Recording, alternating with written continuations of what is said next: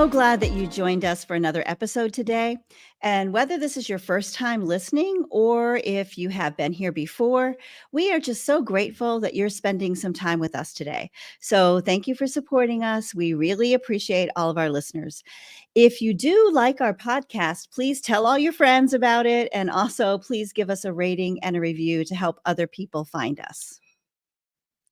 Exactly. Yes. So Mom, I Rachel. wanted to tell you, before we get started, I wanted to tell you that JJ is finally sleeping in his crib all night long. Yay, that's so It's so exciting. nice. Yes. Yeah. I had to hardcore sleep train him, and it was rough for a couple nights. It was rough for both of us. We both cried Yeah. a lot. Aw. But now he sleeps through the whole entire night in his crib, and it's so great. No way. And That's he's great. rolling over. Yeah, he's rolling over too, which I sent you a picture a couple days ago, I think, of him sleeping on his tummy. It's like his Yes. favorite way to sleep. And Uh-oh. it's just so crazy because yeah, you spend their whole entire lives making sure you put them on their back because everyone tells them make sure they sleep on their back, and then they learn to roll over and they want to sleep on their tummy all the time, and then you get freaked out Right. that they're going to Well, just suffocate or something. yeah, well, just wait. It gets worse from here. I'm Pretty sure. soon he'll be walking. Yeah. I'm sure Yeah, the it's anxiety only gets worse. absolutely. Yeah, that's for sure. Well, I Anyways, think so I want to tell you that. thank you. But today's episode, we're going to talk about options for pain management and labor.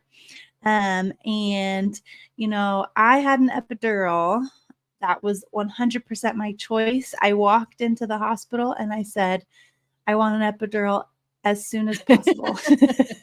I don't want to feel any pain. I'm a baby. But it actually was a really, really great experience. And I am Right. so glad that I did it. And I will be, if I ever get pregnant again, I'll be doing it for future pregnancies because it was really amazing. I think when the anesthesiologist walked in the next day to ask me how my experience was, I told her that she was a gift from God to me because it really was, it worked so well, and I was able to really enjoy the whole experience. I wasn't in any pain. I didn't have any pain at all after they gave it Right. to me. That's wonderful. And I was in a lot of pain before. So yeah, it was so great, and I highly recommend it. I know some women may not want an epidural though. And there Right. are so many other options out there, medical options, but also like medicinal options, but also non options that are medical. Sorry, I can't speak today. Not options that are not medicines Right. to help Right. control pain and labor. Right. So yeah, that's what we're gonna talk about today. Yeah, that's right. So I do want to talk all about things that patients can do to help manage their pain during labor.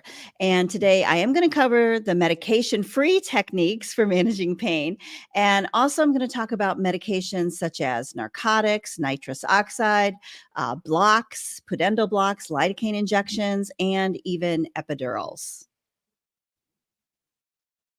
Yeah, and our goal is to let patients know, what's available out there so that you can make the best decision for you about your own care. That's kind of the whole reason we started this podcast. So, Right, right, different women will have different preferences. I know I wanted to be as comfortable as possible so I could enjoy and participate in the delivery and birth of my son. I didn't want to feel mhm. any pain. And that's my preference to never feel pain ever. So I opted for an epidural, and it worked really, really great for me. Um, we've talked about this before, but my labor was so fast. It was very My fast. water Yes, broke at midnight, and he was born before 8 a.m. So yeah, once I really got that epidural, I was able to relax and just really kind of enjoy the process, or really enjoy. being overwhelmed that I was having a baby when I didn't think I would be having a baby that day. Right. And it took a while for me to convince my nurses that I was actually in labor. They kept telling me, oh, this is your first baby. You're going to probably be in labor for 24 hours or more. Why don't you just wait? They didn't think I was in actual labor, but I was. And, they were surprised when they checked me again. And I was 7 centimeters and then ready to push very quickly after Yeah. that. So, Right. they assumed that it was going to take forever, but no, it actually went very fast. Right. Every labor is so different. And whether you go quickly or slowly, the ultimate goal is that when we're done, we have a healthy baby and a healthy mom and a birth experience Exactly. that you can look back on with joy. It's such a monumental event in our lives when we become mothers. Yeah. Yeah, it really is. It's crazy. It's something you will never ever forget. No matter how it goes, you'll never forget. That's right. Good or bad. Okay, good or bad, yeah, you won't forget it. So let's get started. And let's just give a little bit of background about labor pain in general. I know some people call them contractions or labor pains, but some people refer to them as other things. I've heard some women call them surges or waves, and they do that to kind of like disassociate the feeling from what we typically think of as pain. They don't want to call it Right. pain. They want Right. to call it a surge or a wave. Right. And you can certainly call it whatever you want, contractions, surges, waves, whatever works for you. But in this podcast, we're going to refer to it as pain because although women experience labor differently, most women are going to interpret the contractions as painful. And I don't think we should be afraid to Mhm. call it pain, right? Yeah. Yeah, no. Um, I know that labor pain is often the thing that really worries women the most about giving birth. There's a lot of fear around labor pain and Right. contractions. You see all of these horror stories or you hear them, and then, TV and movies, they show women who like scream, they get this contraction and all of a sudden they just like start sweating and like they look demon possessed or something crazy. Um, and that's not usually the case. No, it's And it not. wasn't the case for me either. They really build up slowly over time. I started having contractions when we were driving. I didn't know that's what they were. They felt like cramps, and then they just slowly got worse and worse. And I think all of the fear around the pain, for some people it can come from your own personal experience or from a friend or a family member who had really bad pain with labor. There's just so much horror stories about it, and everyone's terrified to give Right, birth right. because of it. Right. And the fear of pain and labor, that's completely normal. It's common. And if Mhm. you're afraid of the pain of labor, you're not alone. The key to really managing that fear is to empower yourself with information so that you're more prepared about what to expect. And, then it doesn't have to be scary, right? Yeah, you know, I know many women today want to have completely unmedicated childbirth. They want the birth to be natural and to not use anything for pain control. So for these women who don't maybe want to have an epidural or something that's going to take the pain completely away, how can those women, prepare for pain? What are things that you see women doing? Right. So, first of all, I think it's important to rethink how you think about pain. Pain is normally something in our bodies that we interpret as a problem. It means something's wrong.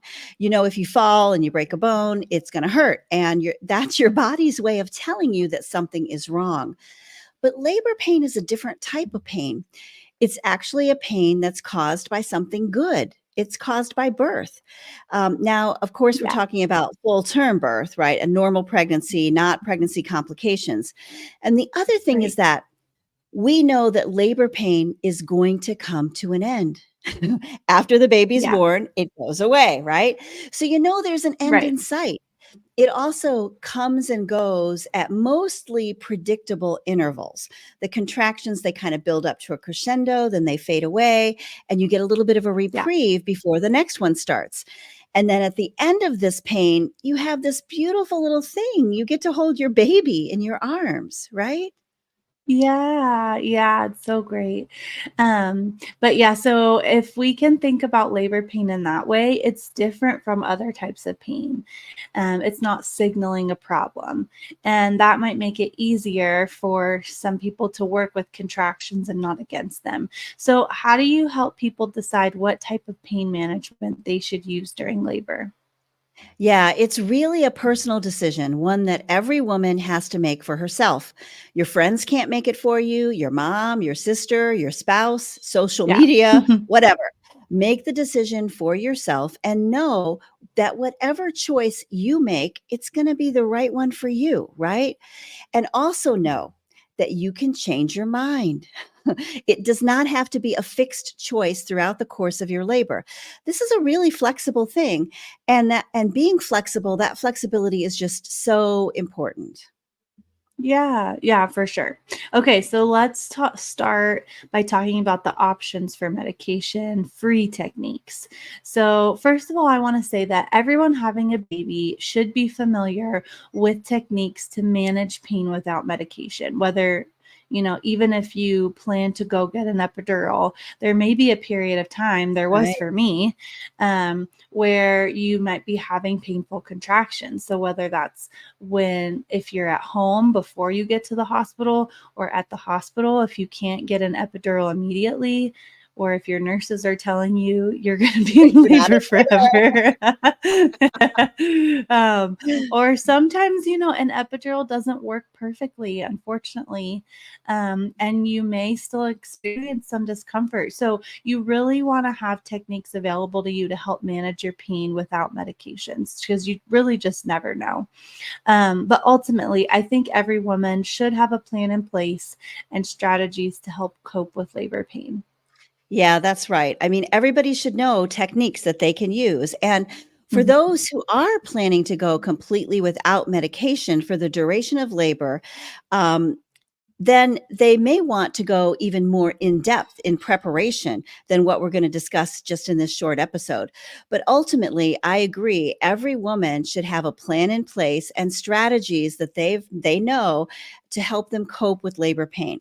So, the first thing that every woman should have is support. You need a support person who can advocate for you. Now, that can be your partner, it could be a friend, a family member, whoever you want. But that person should be prepared to assist you with things like moving around and some of the other techniques that we're going to discuss as well. Yeah, and that support person can really be an advocate for you, when you can't express what you want and what you are wishing for, like Right, what your right, plan is. right. When you're in really heavy labor and you're in pain, sometimes it's hard to have deep, detailed conversations about things, so you need to have someone who can advocate for you and speak up on your behalf. Like when I was in labor, John told me, I kept telling the nurse, and he was like, "You need to tell her that you are in actual pain." Because I guess every time they would come in, I'd fake it like I wasn't. Mhm. So he told me, "No, you need to tell them and show them that you're actually in pain." So, yeah, someone who can speak up to you and tell you, "Hey, no, you need to advocate for yourself," or someone, if you can't do it, can tell the nurses, "Hey, she Right. needs more pain meds," or something. Right, right. Yeah, And it's also important that whoever is with you, they need to understand and feel comfortable seeing you in pain. And yeah, sometimes that can be really hard for a spouse, a partner. Sometimes it's really hard for your mother or your sister to see you in that type of intense pain that comes with labor. And it can be physically hard to watch somebody you love suffer. I get that. yeah. So you need to be prepared ahead of time and understand that this pain is something different. It does not mean that something is wrong. And the person who's your support person really needs to be comfortable and able to deal with that. Yeah, for sure. So, maybe watching videos on YouTube of people having a natural labor will be helpful for that. I've also heard of some people using doulas.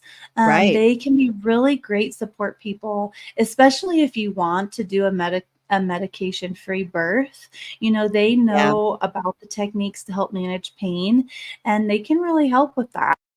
Um, so now, what are the techniques that can help manage pain that are medication free? Right. So, first and most commonly used is massage, right? And there are a couple of specific places that can work really well. Low back massage may be really helpful. There's also a hip squeeze or a double hip squeeze that can be helpful in order to help manage pain. And you can practice these techniques at home before you go into labor. Another technique that's really common and helpful is focused breathing or pattern breathing.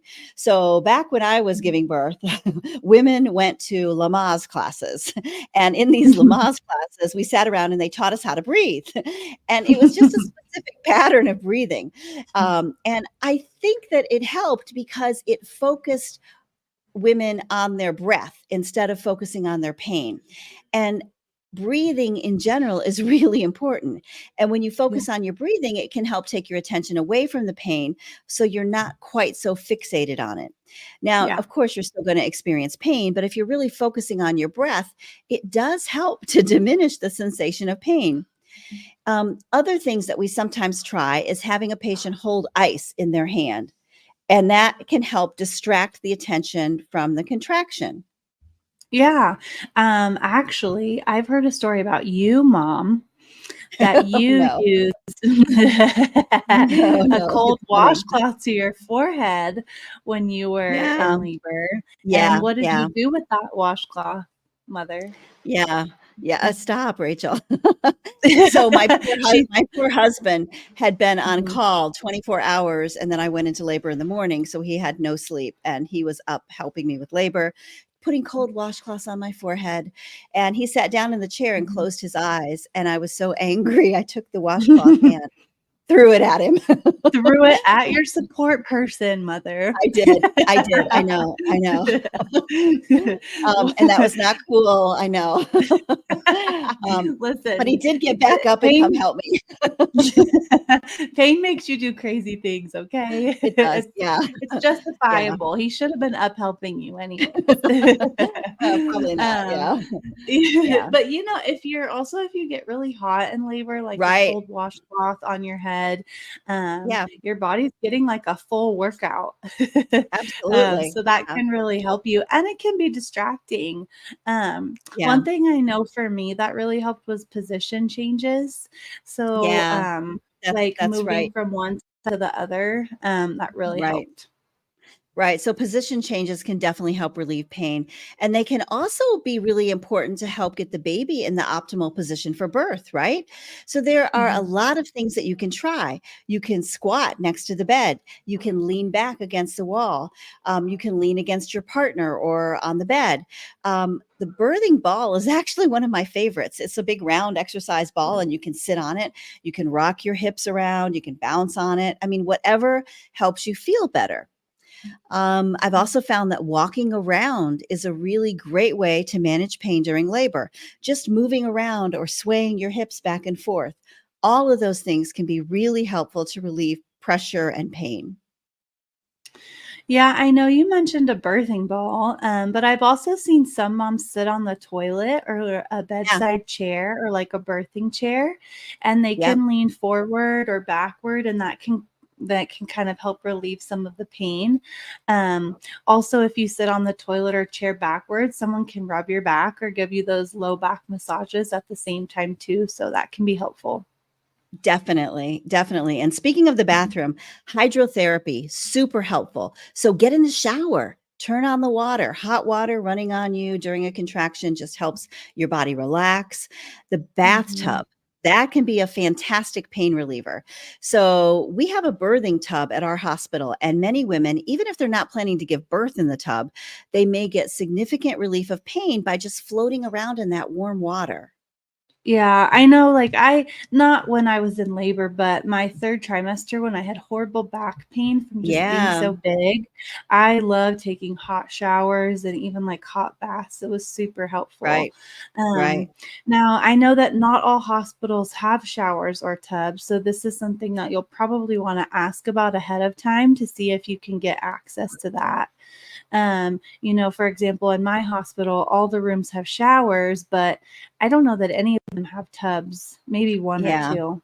Yeah, yeah. So at my hospital, we have one birthing tub, and every room has showers, but there's only one tub. So if it's Mhm, occupied by somebody else, then it's not going to be available for you. So mhm. fortunately for us, that's a pretty rare occurrence. Um, it's pretty rare that our birthing tub is needed by two different women at the same time, but it can happen. Yeah. Yeah. Yeah. So you definitely want to check, like call your hospital and see what options are available to you. Some other things I've seen people do are hypnosis or hypnobirthing, and that can be helpful to manage Yeah. pain. I think, that's going to require some preparation and like weeks of practice.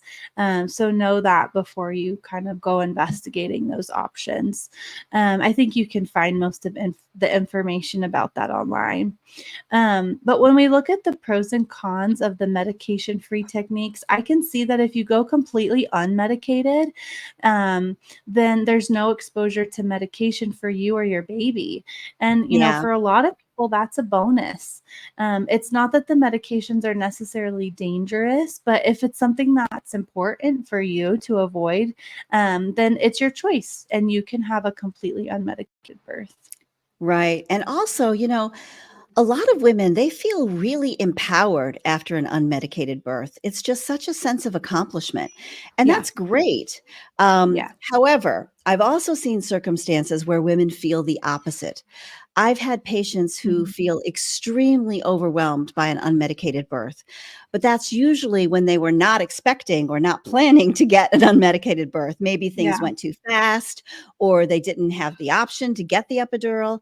But for the most part, women feel very empowered after they have an unmedicated birth and they get back to feeling normal very quickly. They're usually up walking around quickly. They don't have to wait for their epidural to wear off. So that's all That's good. kind of what I've heard from some people as well, that if when they had an unmedicated birth without an epidural, their recovery time was a lot faster than when they had epidurals. Not, I don't know if it's just because you have to wait for the epidural to wear off or what, but they seem to think that they recovered a lot quicker after having a Yeah. baby. So what are the real cons to an unmedicated birth? Okay, so I would say if you are not planning an unmedicated, it's a con to have one, right? Yeah, If you're for planning sure. to get an epidural and you don't get one, then you're gonna be really unhappy and disappointed. But Mhm, otherwise, the one thing that comes to mind is when a patient has a laceration or a tear during their delivery, mhm, and I need to repair it. In that case, if there's a vaginal or perineal laceration that needs sutures, we have to use lidocaine to numb the area and help with pain while I repair the tear. But the epidural will usually give much better pain relief than lidocaine gel or lidocaine injections do. So for that yeah. purpose, it's nice to have the epidural. But yeah, Yeah, I had a second-degree tear, and I didn't feel them repairing it at all. Had no idea. yeah, I was just holding JJ, watching him, had no clue. right. So, Yeah. that was nice. Okay, so now let's talk about medications that are available to help with pain management in labor. What options are out there for women to use? Yeah. So first, of course, is going to be IV pain medications. So those are medications that are injected into the bloodstream to help with pain. And they're usually narcotics such as Demerol, morphine, fentanyl, Stadol, Nubain. Many women who do not have a regional anesthetic, who do not get an epidural, sometimes they'll opt for one of these IV medicines. And they're usually only given in the early stage of labor before a patient gets an epidural. Many of these medications can also be given intramuscular, IM, so they don't require an IV to be given. Um, there's some cons though, because IV pain medicines can make patients really drowsy. They can also make people nauseated. Um, they also, because they go in the mom's bloodstream, they enter the baby's bloodstream. So the baby is also going to experience some side effects. We often will notice characteristic changes in the fetal heart rate in labor. It becomes really flat, right? Because the baby's asleep. And also, the baby can have respiratory depression when the baby's born. They don't have a desire to breathe. And, breathing is pretty important once they're outside in the air. So, if You have to do it. yeah, you have to breathe. And they've never Yep. done that before. They've been underwater before. So, if a mom gets IV pain medicine and then delivers quickly after that, it's still going to be in the baby's bloodstream. And if that's the case, we often have to give a medication to reverse the effects of the narcotic. And it's Narcan, the same thing you give people when they have a drug overdose, right? The decreased respiratory drive can result in low oxygen saturation for baby. So narcotic pain medications can make the baby sleepy, so they don't want to breastfeed. They can also decrease the ability for baby to regulate their body temperature. And now, if these medications are given to mom very remotely from delivery, it's generally not a problem. But if mom receives them within just a few hours of delivery, it can result in all these issues for baby. And that's why we really try not to use IV pain medications unless they're really early in labor. And we don't use them when mom is close to delivery. Yeah, yes, definitely. I have been a part of multiple resuscitations of babies where mom Yeah. was given some sort of narcotic really close to delivery, and the baby does not want to breathe.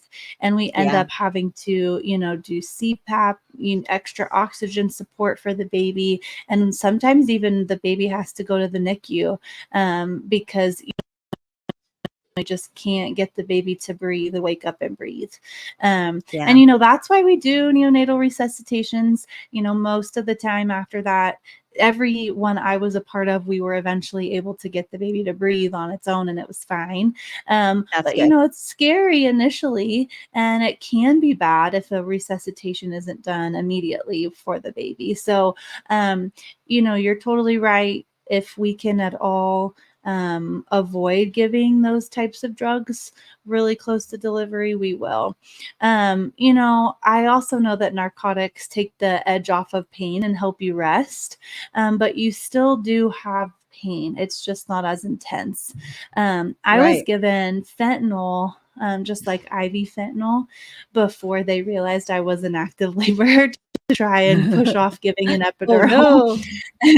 Yeah. And it might have made me a little dizzy, but other than that, I still had just as much pain. I don't feel like it really helped that much for the Mm, active labor that I was actually in. right. But I think I could see how if you were in beginning stages and maybe not in as much pain, it might help, but it didn't take the pain away completely. Right. So I've also heard that you can use nitrous oxide, and that can be used to help with pain and labor. You've mentioned that in a Yeah. few other episodes. Tell us Right. about that. So nitrous oxide or laughing gas is inhaled through a mask. The patient actually holds the mask to their face and breathes the gas in. And similar to IV medications, nitrous takes the edge off pain and helps you relax. The contractions are just much less intense, but they're still there. I personally think nitrous oxide is great for the transition period of labor when anxiety in many moms peak because they're starting to kind of lose those coping mechanisms that they have. And nitrous can just take the edge off and help mom to relax and breathe and get back into control. The pain is still there, but you just don't care as much. And it helps with your mental state and feeling stressed out. It just helps you relax. So we use it often in early stage labor for women who are planning to have an epidural but may not quite be ready for it yet. And that avoids us giving them narcotics or IV medicines. And it can also help them just to kind of get through that transition period of time. the really fantastic thing about nitrous oxide is that there really are no side effects and no risks to baby. It does not affect baby's respiratory drive. It does not affect breastfeeding or temperature regulation. It wears off really quickly. So if mom inhales it, the effects wear off in just a few breaths. So by the next contraction, you can either choose to use it again or not. So you breathe it in, and then when you take the mask away, you're breathing oxygen. Within just a few breaths, the nitrous oxide effects are gone. So really, there are no long-term effects at all. That's great. Yeah. I don't think I've ever seen it used, but I think that's wonderful. And maybe we should use Yeah, it in more places. we should. So nitrous oxide is safe for pain management and anxiety in labor. It doesn't affect infant alertness or bonding, which is great. Right. It does not affect breastfeeding, and it does not increase the need for neonatal resuscitation. But it's not a strong analgesic, but it does help women relax and helps with anxiety and the perception of pain, which is great. And because it's self-administered, a woman can decide how much she's going to use. So she can decide when Right. she wants to stop using it. Right. Another method, it's easily discontinued, and the effects of it disappear within 5 minutes. And I heard you say there's no side effects to it. Well, I mean, occasionally a woman might have some dizziness, or maybe nausea and vomiting, but really no significant long-term effects are known for mom or for baby. Long-term effects. Perfect. That's great. Okay. So you also mentioned blocks or lidocaine. So talk about those. Yeah. Yeah. So an epidural or a spinal is a type of block for sure. And we're going to talk about that in a little bit. But we can also use lidocaine locally, and it can be really helpful for pain with lacerations that occur during delivery. But essentially, it has not really any effect on the pain of labor from uterine contractions. So when I trained as an OBGYN physician back in the dark ages, we did something called pudendal blocks. And that's where we took a needle, a long needle, and put our hand in the vagina, slid the needle along our fingers, and injected numbing medicine, like lidocaine, into the pudendal nerve.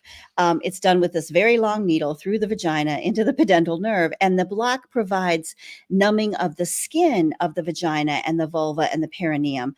But it doesn't really provide any relief from labor contractions in the abdomen. But your vagina will not feel the ripping or tearing, and neither will Oh your my vulva or your gosh. perineum. Yeah. So that was nice for not feeling the ripping or tearing, but it was not nice for the labor itself. Yeah. Yeah. Yeah. I Yeah. could understand that. But I mean, if it's Yeah. better than nothing, I think. Yeah. Yeah. Okay. So now let's talk about epidurals. Yeah. I think maybe we should have John come on and give this part of the podcast. What do you think? Can you go get Yeah. him? I know, right? Yeah, my Yeah. husband, he's a CRNA, and those are the anesthesia providers who come in and place epidurals for women who are in labor at a lot of hospitals. At the hospital Right. I was at, only the anesthesiologist did them. I don't know why. Hmm. Every hospital is a little different. But Yeah. yes, he does epidurals Yeah. all day, every day. Right. And at the hospital that I work at, it's exclusively CRNAs doing our Mhm. epidurals, and they do a Yeah. fantastic job. So an Yeah. epidural is a numbing injection that's really considered to be the most effective, and it's also adjustable pain relief method for labor. Mhm. During the procedure, a needle and a catheter are inserted into your lower back, and the catheter remains in place to deliver pain medication throughout labor. They take the needle back out right away. The epidural kind of creates this band of numbness from about the level of your belly button to the top of your legs. And that allows women to stay awake. They don't have any mental effects from it. You feel some pressure, but you really don't feel the pain from the contractions. Mhm. Yeah, and the dose of the epidural, that can be adjusted to make you, partly numb or completely numb, depending on how much pain, you're feeling. So the nerves to the uterus begin to numb 3 to 5 minutes after the initial dose, and the full effect is felt in about 10 minutes. I know for me, it Right, took a little bit longer than that, so maybe that's, average, but, right. but that's average. But for me, it did take closer to 30 minutes, I think. Wow. Yeah. Also, Yeah. you were in active labor, so they probably were only giving you a little bit and then had to give you a little more and then a little more. Yeah. Yeah. But, Yes. we use epidurals for Yeah. pain management during cesarean sections, right? So we can get you numb with an epidural. If we Yeah. use it for a C-section, we can definitely use it for labor. We often will use spinal anesthesia for C-sections.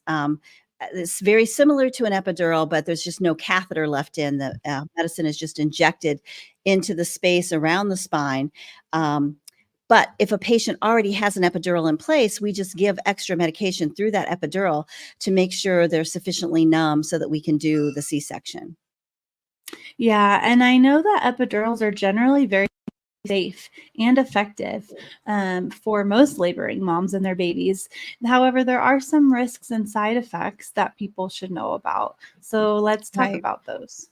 Right. So, first of all, the most common complaint is that a lot of women find that the numbing sensation is just a little bit unpleasant.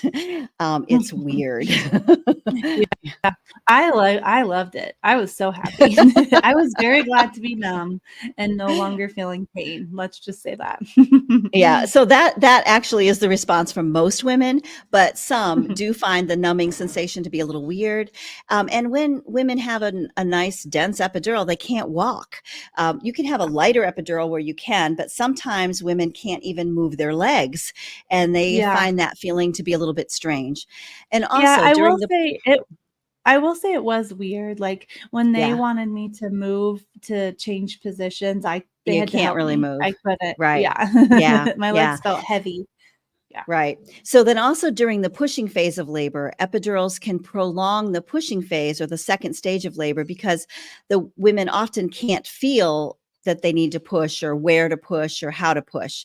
If you don't have an epidural, you feel exactly where that head is and you know where to push. But if you have one, sometimes you can't tell exactly how to push.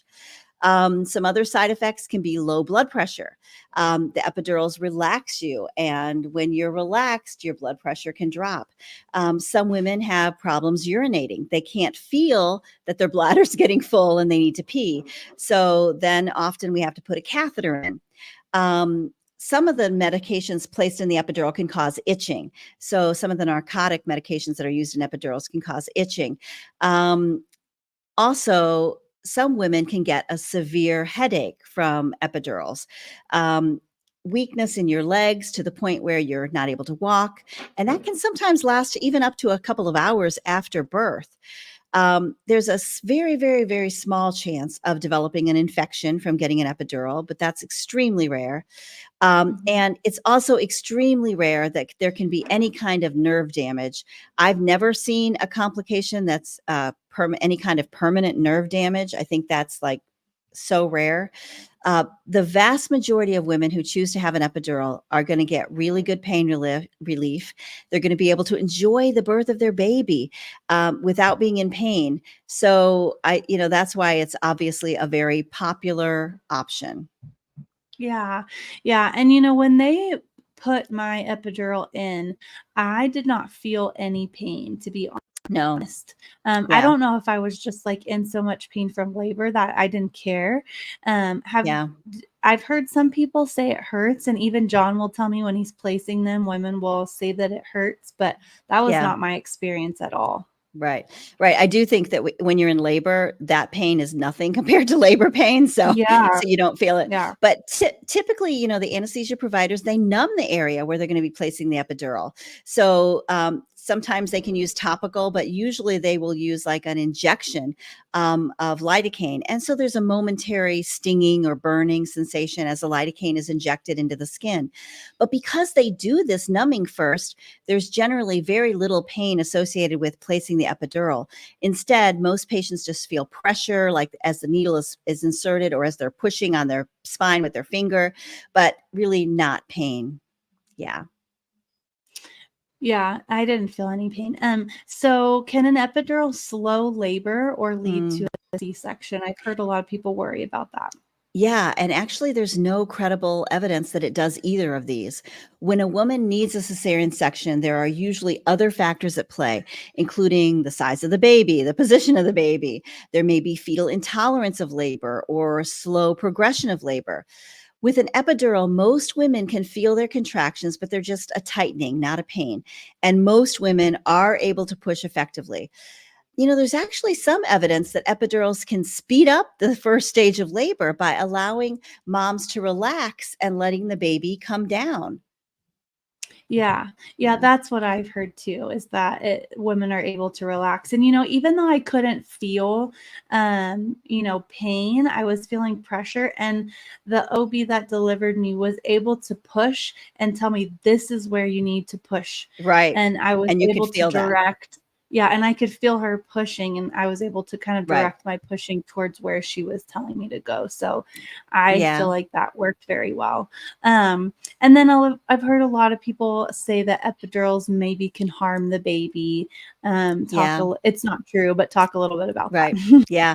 Yes, that's just not true. The amount of medication that reaches the baby from the epidural is infinitely small. And there's absolutely no Mhm. evidence at all that this causes any harm to baby. We do not see the same effects as we do with IV pain medication. There's no depression in respiratory drive. There's no effect on breastfeeding or temperature regulation or any of the other effects that have been shown for babies. Yeah. Yeah, yeah. I've also heard some people say that their epidural wore off. Is that a thing? Yeah, so actually, an epidural can last as long as a woman is in labor. The numbing medication can be given continuously through that catheter that's left in place. So, as long as the catheter does not get dislodged, the medicine should continue to go in and should continue to result in pain relief. Now, occasionally, that catheter can get pulled back a little or it can be dislodged. And then the medicine is no longer getting to the right space. So, it stops Mhm. working. In that case, the epidural needs to be replaced.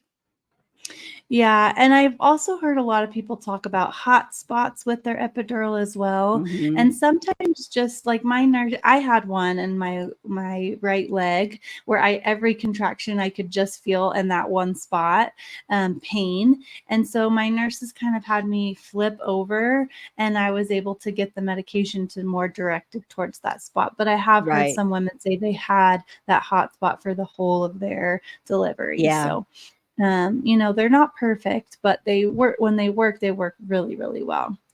Yeah. But yeah, I think this was really great. There's so many really good options for pain management and labor. And every pregnant woman should really feel empowered to make the choice that's best for them.